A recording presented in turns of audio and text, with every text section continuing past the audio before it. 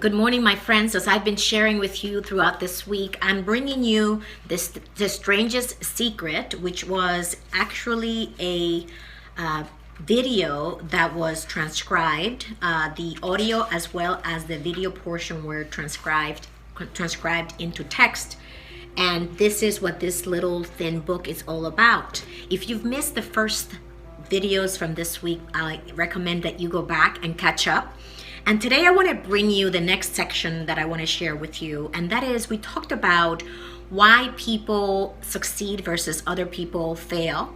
We talked about goals, and then we also talked about your thoughts, how we become what we think about.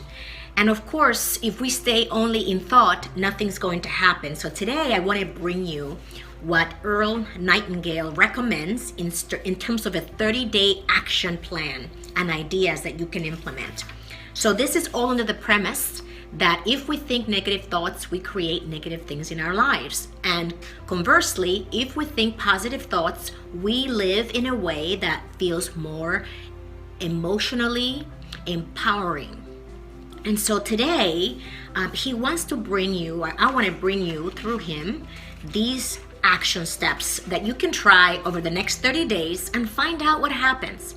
So number one is the following. First, it's understanding emotionally as well as intellectually that we literally become what we think about, that we must control our thoughts if we are to control our lives. It is understanding fully that as ye sow, so shall ye reap. Number two, it is cutting away all fetters from the mind and permitting it to soar as it was divinely designed to do. It is the realization that your limitations are self-imposed and the opportunities for you today are enormous beyond belief. It is rising above narrow-minded pettiness and prejudice. Number three, it is using all your courage to force yourself to think positively on your own problem, to set a definite and clearly defined goal for yourself, and to let your marvelous mind think about your goal from all possible angles, to let your imagination speculate freely upon many different possible solutions, to refuse to believe that there are many circumstances sufficiently strong to defeat you in the accomplishment of your purpose. Is to act promptly and decisively when your course is clear, and to keep constantly aware of the fact that you are at this moment standing in the middle of your own acres of diamonds, as Russell Conwell points out in his book. And fourth, save at least 10 cents of every dollar you earn. These are the recommendations from Earl Nightingale, which I couldn't agree more. This is almost a way to encapsulate for you what I truly believe and what I have been practicing my entire life, unbeknownst to me. And the fifth step is action. Ideas are worthless unless we act on them. So just to recap, number one, think. You will become what you think about. Number two, imagine. Remember the word imagination and let your mind begin to soar. Number three, courage. Concentrate on your goal every day. Number four, save 10% of what you earn. And number five, action. Ideas are worthless unless we act on them. My friends, I know that this may seem trivial, and perhaps you've heard this before, and there is a difference between hearing something and knowing something and actually applying it. I know that during these very difficult times, so many of us are experiencing high levels of stress and anxiety, and that there is so much uncertainty from the pandemic, from a political situation right now here in the US. And so many of us are in a state of almost like a downward spiral.